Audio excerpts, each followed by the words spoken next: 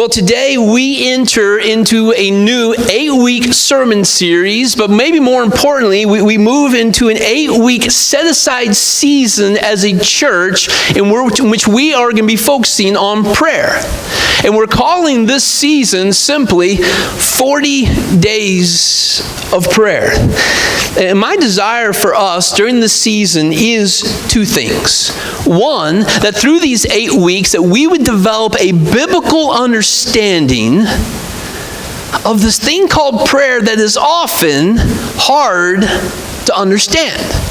That we would develop clarity, we would develop understanding in an area that sometimes can feel abstract and confusing. That's my first desire for us. The second desire is that as we develop an understanding of why we should pray as believers in Jesus Christ, and as that understanding leads us into fellowship with God, that we would develop greater intimacy with God, both individually and corporately as a church. You see, because that's what prayer really is.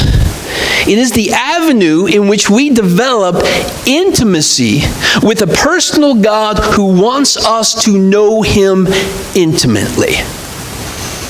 That's what prayer is. It's the avenue in which we develop intimacy with a personal God who wants us to know Him intimately. You know, when we think of that word intimate, it's maybe not the word that we would just naturally use when we think about our relationship with God. In fact, maybe it's a word that makes us uncomfortable when we think about our relationship with God, because when we think about the word intimate or intimacy, we tend to think about that deep and personal, emotional, and physical connection that a husband and wife experience within the marriage relationship. So it can seem strange, maybe awkward, uncomfortable to think about having an intimate relationship with God. And yet when God describes His love toward Israel in the Old Testament, one of the images that He uses to help Israel understand His love toward them is the image of a husband loving his wife. See, what God is saying is, Israel, I'm not some distant, faraway God. Or I'm not a God that you can't truly know, and you only approach me out of a sense of fear or duty or obligation. But God is saying, Israel, I'm personal, like a husband loves his wife. And then we come to the New Testament, and the church, the body of Christ, is described this way, as the bride of Christ. Once again, God is saying we are designed to have a relationship with God, and that's not just simply based on us being reverent toward God, or us serving God, or us being obedient toward God, but one in which we know Him and love Him intimately the way a bride loves her groom. And so when we think about prayer, it is the avenue in which we develop intimacy with a personal God who wants us to know Him intimately. Now here's the challenge with knowing God intimately. Some people live their lives very guarded. Some people have never, ever let people get into the heart of who they are. There's a certain place in which someone gets to know them and they go, okay, that's close enough. That's close enough. And so since we never allow people to know us intimately, what happens is we don't pursue other people intimately. Because if I pursue someone intimately, they may in turn want to know me intimately. And so whether you are married, or you have been married, or you have a close relationship with your parents or your kids or some friends, you could have been in all those relationships and never experienced true intimacy in those relationships. And so if you haven't experienced true intimacy in those human relationships, that can sometimes be a barrier in us seeking God in a very intimate way. In fact, that may be one of the barriers that God is going to begin to break down in your life over the next 8 weeks. That as you begin to allow yourself to pursue God in an intimate way, it may begin to change the way you pursue your wife. It may begin to change the way you pursue your husband. It may begin to change the way you are in a relationship with your parents and your kids and your neighbors. As we begin to pursue God in an intimate way, it may begin to change some of the relationships right here in this church family. You know, as we begin to talk about developing greater intimacy with God, it's scary. Because what does intimacy require? That requires this. It requires a vulnerability. It requires allowing others. It requires allowing God to enter into places He's already in. He's allowing him to enter into places in which there's hurt and there's pain and there's muck and there's mud. It requires us to recognize sin in our life. It requires us to go before God and ask for forgiveness. It requires a humility. It puts us into a place in which we have to come before God and say, God, I need you. And so as we go through the next 8 weeks, God may bring you to a place of brokenness. In fact, that's actually my prayer. That God would in fact bring you to a place of brokenness, not so that he wounds you, but so that he heals you. Not so that he pushes you away, but he draws you into greater intimacy with him. You see, spiritual brokenness is bringing me to a place in which I say, God, I need you. And so my two desires for this 8-week season are that we would grow in our biblical understanding of what is this thing called prayer.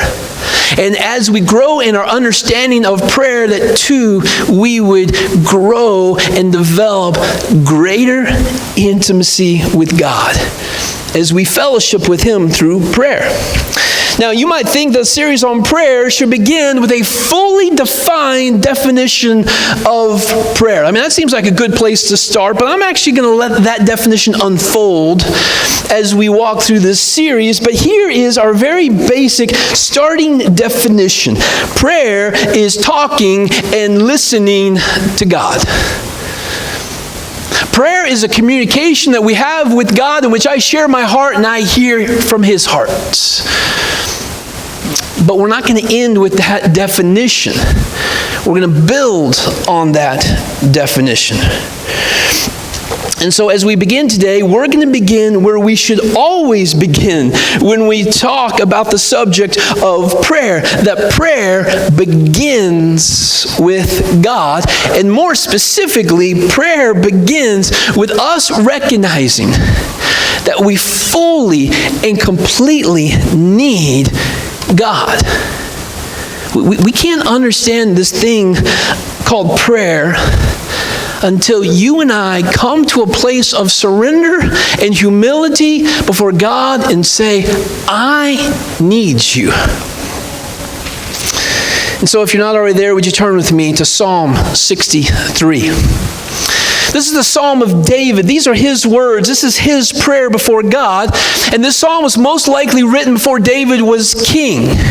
It was written most likely during a time in which Saul was trying to kill David because Saul was jealous. King Saul, the current king of Israel, he was jealous of David, and so he was trying to kill him. And so this psalm tells us that David is in the wilderness of Judah. He's on the run. He is hiding. He is running for his life. And the reason why we are starting today on series on prayer in Psalm 63 with these words is because David is going to give us a picture of what it looks like to be a man, a woman, a child who is fully and completely dependent on God. It's going to give us a picture of a man who says, God, I need you. And so would you read with me beginning in verse 1? Psalm 63 verse 1, David says these words, "O God, you are my God. Earnestly I seek you. My soul thirsts for you, my flesh faints for you, as in a dry and weary land where there is no water." David begins this psalm in a funny way. He says, God, you are my God. That seems like a funny thing to say, but David lived in a world in which there were foreign nations who served many gods, hundreds of gods, and David is coming for God, the God of Abraham, the God of Isaac, the God of Jacob, the God of Moses, and he's saying, you God of Israel, you Yahweh, you Elohim, you are my God. He's not just saying, when I go to church on Sundays, you're the God that I choose. He's not just making a statement about an area of his life, the religious portion of his life, and he says, of all the gods I can choose, when I'm a religious man, I choose you. He is saying, God, you define every single part of me. You are my life. You are my truth. You are my joy. You are my hope. You are my salvation. My commitment is to you and to you alone. Oh God, you are my God. It is a significant statement. You know, the first step in a husband and wife developing true intimacy with each other is when the husband and wife make that commitment to be only committed to each other. So we make those vows on that wedding day, and then every day we make that commitment. I am committed to you and you alone. I can't be committed to this woman right here on the front row if I'm also giving my heart to another woman. I can't actually think that I am developing intimacy in this relationship with this woman if I am emotionally or physically giving myself to someone else. I'm kidding myself. I'm deceiving myself.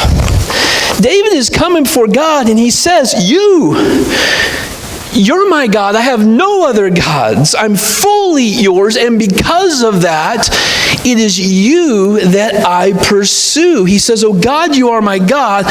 Earnestly I seek many, some. He says, earnestly I seek you. The word earnestly means early. David's saying, you're the first thing. You're the first thing I pursue when I get up. That word earnestly has this sense of importance. It has a sense of priority. It's the idea, I put you before everything else. That is how intimacy is developed with God, with others.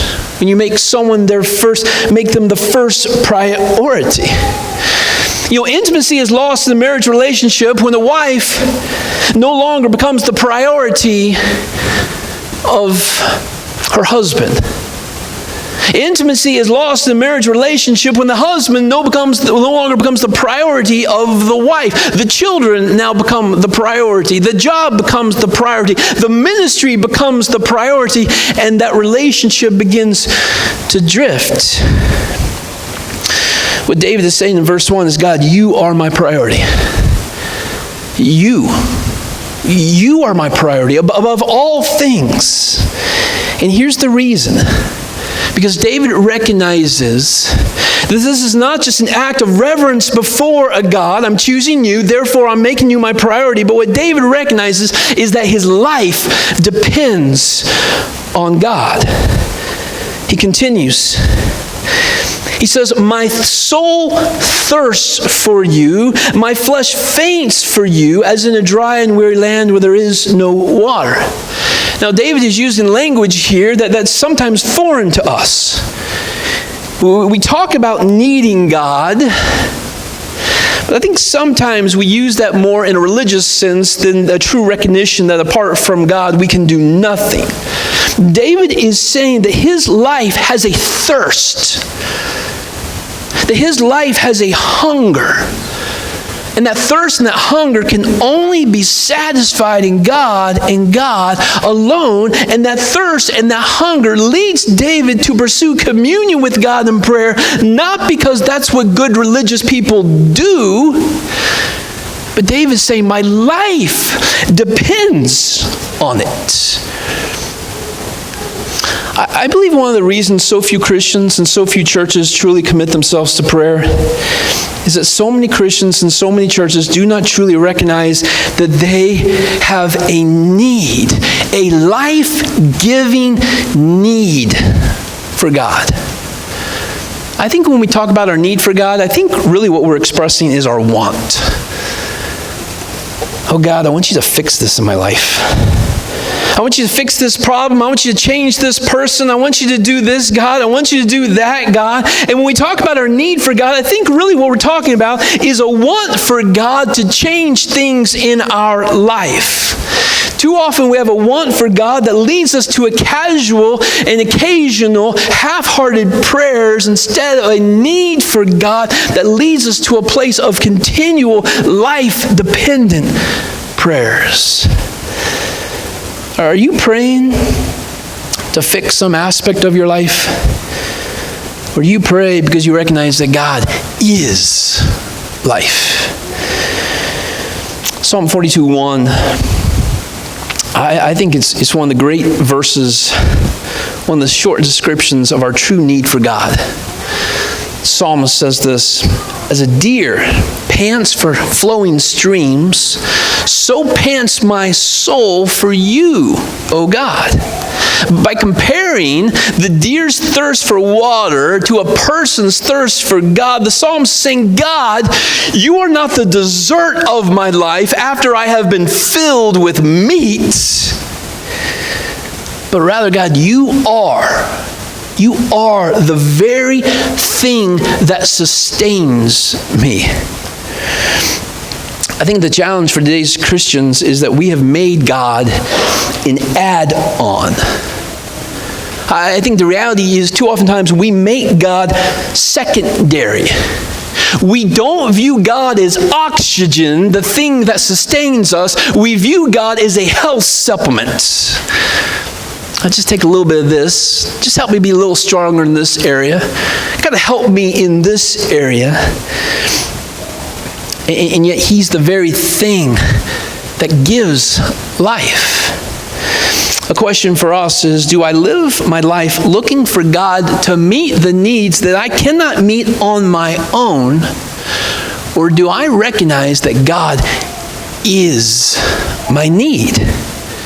If God is my need, what do you think I'm seeking first thing in the morning when I wake up and I breathe and I realize I'm alive? God, I need you, and I need to be in communion and fellowship with you. It is him that I'm going to earnestly seek. I'm going to seek him with an urgency. I'm going to seek him with a priority. Spending time in communion with him through prayer should now become just a small part of my life so I get to the rest of my life. It's not just something I try to fit in, but I pursue communion with him as if my life depends on it. Why? Because my life depends on it.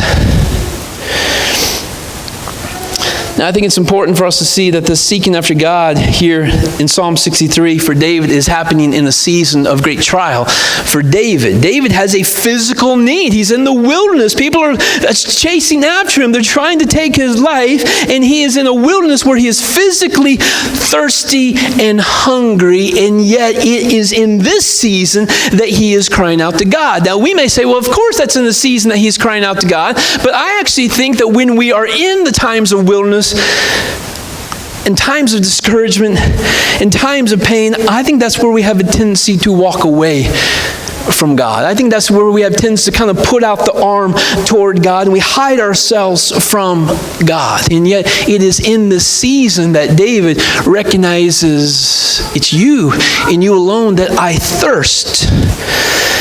Charles Spurgeon said, learn from this. Meaning, learn from what David is doing. And do not say, I will get into communion with God when I feel better. But long for communion now. It is one of the temptations of the devil to tell you not to pray when you do not feel like praying. Pray twice as much then. I recently experienced this very thing that Spurgeon is talking about. I was recently in a season in what I would call a time of intense, ongoing prayer. I felt like I was just regularly in a time of prayer and calling out to God and calling out to God. And then I went through a season that I would call a time of deep discouragement. And to my surprise, you know what happened? I struggled to pray. I went through the season of discouragement, and you would think, being in a time of prayer, it would be natural to say, I just have to keep praying. But you know what I struggled to do? I struggled to do the very thing that I needed the most. I believe that the primary thing that our enemy wants to keep us from doing, especially in seasons of discouragement, is to keep us from being in communion with God through prayer. And that is true of our personal life, and it is true of our corporate life as a church. When churches go through challenging seasons, that is when we should see the corporate prayer nights, the corporate prayer gatherings packed, because we as the church recognize that we have a greater need for God. Too often, churches around the world, when we go through trials and tribulations, it's the prayer gathering that is abandoned first. And I don't think it's a coincidence, because that is where the enemy attacks us first.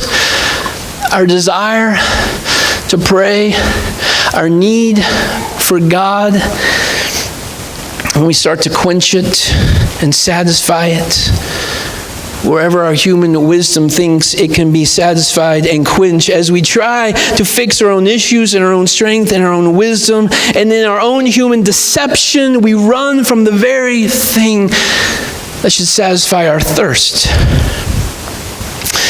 So David continues in verse 2. He says, "So I have looked upon you in the sanctuary, beholding your power and glory. Because your steadfast love is better than life. My lips will praise you. So I will bless you as long as I live. In your name I will lift up my hands." David recognizes that the things that he needs, the things to satisfy his thirst and his hunger, is not found in his own life. It's not found in the physical things of this world, but it is found in the very love of God. He writes these words that sometimes are a little shocking for us. Your love is better than my life. This is what communion with God does. It reminds us where our thirst is satisfied. David is able to recognize, even in the wilderness, something significant about the love of God, that it is far better than this life that these men are trying to take from him.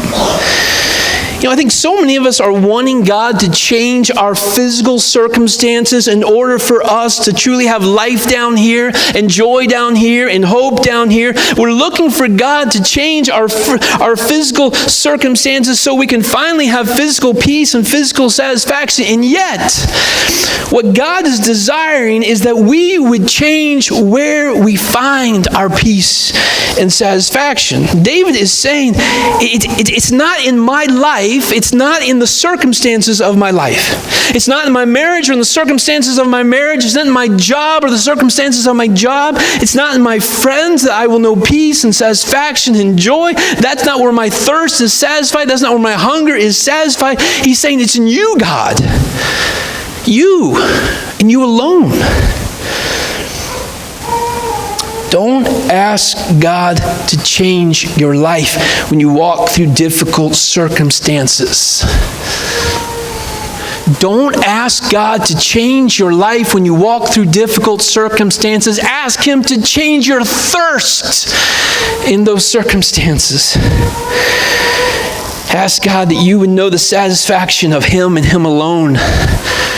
Ask God that you would know the satisfaction of His love and not the satisfaction of your life finally getting fixed. This is what communion with God does. It redirects where our thirst is satisfied. This is why David says in verse 4, in your name I lift up my hands. David is able to say, in whatever circumstance I go through, this is my place before you, God. This is my place before you. It is a place of surrender. It is a place of vulnerability. It's a place of humility. It's a place of devotion. It's a place in which says, God, I need you. David continues in verse 5, and he says, my soul will be satisfied as with fat and rich food, and my mouth will praise you with joyful lips when I remember you upon my bed and meditate on you in the watches of the night. For you have been my help, and in the shadow of your wings I will sing for joy. My soul clings to you, my right hand, or your right hand upholds me. David continues in this theme of being satisfied in God, and he talks about how he is satisfied. He says his soul will be satisfied when, verse 6 says, I remember you upon my bed and meditate on you in the watches of the night. You know, when we have things that are weighing on us, when we just have things that are just heavy on us, and we lie down at night, it's hard to go to sleep, isn't it? Because our mind is just spinning, and our heart is just heavy, and all we can think about are the things that are on our mind, and we can find ourselves staying up and just having a restless night. But David isn't restless with thoughts of worry of what if they find me tonight? What if they kill me tonight? What if they take my life tonight? But he is meditating on the love of God. That's what satisfies him. But I don't think this is just a picture of a man who can't sleep, so he meditates. In fact, I think it's the opposite. I think this is a picture of a man who is choosing to meditate. This is what I'm doing during this time. He's choosing to use the stillness of the night to be in communion with God. Not only is he eager, as he says in verse 1, to get up and seek God, but he's eager at the end of the day to find those moments. The stillness of the evening, the stillness of the night, to seek God. You know, yesterday we concluded our 24 hours of prayer, and I think almost 60 of you came and were part of that. Thank you so much for doing that. And you came and you sat in this room, and you kneeled in this room, you walked this room. And I've heard from several of you, and you talked about how good it was, how refreshing it was, how satisfying it was just to come here in the early morning, in the late night, in the afternoon, and just to sit and to kneel, to walk, and to be still before God. And the reason why you walked out here and it was satisfying and it was filling for your soul is because that's what communion with God does. It satisfies our soul as the only one who can satisfy our soul. I think the reason we enjoy these prayer moments, and they stand out to us, and they're almost moments that are so rare, because I think so rarely we find ourselves still before God in fellowship and communion with God. We fill up our mornings and evenings with so much, and we're just lucky if we can just squeeze in just a moment of quietness before God. And we wonder, why are we left so unsatisfied? And we wonder, why do I find myself consumed with worry? We're thirsty. We were created to thirst, and yet we do not take the time to drink of the Lord. We are hungry. We were created to hunger, and yet we do not take the time to feast on the Lord. We have built a schedule that is so full and is so busy that we do not have the satisfaction that we were created to have in Him through communion with God through prayer. God continues and says that this satisfaction leads to a comfort and a confidence in God. We're going to finish with these two verses. Let me read them again. He says, For you have been my help. In the shadow of your wings I will sing for joy. My soul clings to you. Your right hand upholds me. I love those words in verse 8. If you're someone who marks in your Bible, that may be a verse to mark, to highlight. My soul clings to you. Your right hand upholds me. In fact, I think that's the picture of these next 8 weeks. That's the picture of what I hope that we individually and we as a church live out. Our souls clinging to God, recognizing that in Him is life. But the great hope of verse 8 isn't that we're clinging to God. The great hope of verse 8 is that He is the one that is holding us. You know, my kids are getting too old for these moments. We have them every now and again, but one of my favorite moments as a dad is just have a child fully clinging to you. And they're holding on for dear life. And you know what the great thing is? I got them. They can let go, but I have them. But there's this picture that they need me and they need to hold on to me. And yet at the end of the day, I'm the one holding on to them. That's our picture of intimacy with God. That's a picture of what it looks like for us to be people in communion with God through prayer. Our soul is clinging to Him, recognizing in Him it is life, and yet He's the one that is holding us and sustaining us. We're going to stop right there because I want us to have a moment here for you to respond in prayer. I'm going to invite the worship team to come on back up. My desire during this season is that at the end of our services, this is a time of response for you. To go before God individually, to have a time to be prayed over, to be able to just sit in the stillness and the quietness and say, God, I need you. This is not just going to be a brief time. I want you to be able to have this time. Maybe for you, go through that psalm again, read through it, and what is your response to Him? Maybe there are things that immediately have just struck you, and that's just a place of response to you. I also have put down a couple pillows here. If you want to come down here, kneel. I've always said there's nothing spiritual about kneeling, but sometimes to put ourselves in a spiritual position of humility, it takes the physical position of humility. I'm also going to be standing here with my wife. Scott and Patty Harris, would you come up here and stand up here too? Maybe you just need some things that are going on in your life. You just need someone to pray over you. Whether it's related to what we talked about or just, I got a need. I got a need in my life. I just need prayer over that.